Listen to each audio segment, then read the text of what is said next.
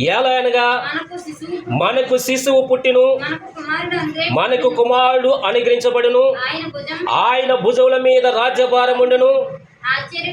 ఆశ్చర్యకరుడు, ఆలోచనకర్త, బలవంతుడైన దేవుడు, నిత్యుడగు తండ్రి, సమాధాన అధిపతి అని అతని పేరు పెట్టబడెను.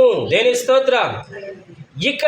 దేవుడు మాట్లాడుచున్నాడు. ఎలా అనగా మనకి శిశువు పుట్టుతాడు, ఒక కుమారుడు అనుగ్రహించబడతాడు. ఆ కుమారుడు ఈ లోకానికి ఆయన జన్మించిన తర్వాత ఆయన భుజము మీద రాజ్యభారము ఉన్నది, ఈ లోక భారము ఉన్నది. ఈ లోక పాపము మోసుకున్న పోతున్న గొర్రె పిల్ల ఆయన. దేని స్తోత్రం. ఆ గొర్రె పిల్లే ఆశ్చర్యకరుడు, ఆలోచనకర్త, బలవంతుడైన దేవుడు. హల్లెలూయా. ఆ కుమారుడే ఆశ్చర్యకరుడు, ఏంటండి, బలవంతుడైన దేవుడు. ఆ కుమారుడే దేవుడు. దేని స్తోత్రం. ఆ కుమారుడే దేవుడు, తర్వాత బలవంతుడైన దేవుడు, నిత్యుడగు తండ్రి. హల్లెలూయా. ఆ కుమారుడే తండ్రి. ఎవరండి?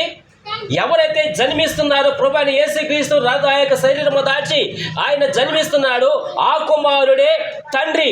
తండ్రి అంటే ఆ యెహోవాయే ఆయనని ఇక్కడ లేఖనము ద్వారా రుజువు చేయబడుతుంది. దేని స్తోత్రం. ఆ కుమారుడే పరిశుద్ధాత్ముడు. దేని స్తోత్రం.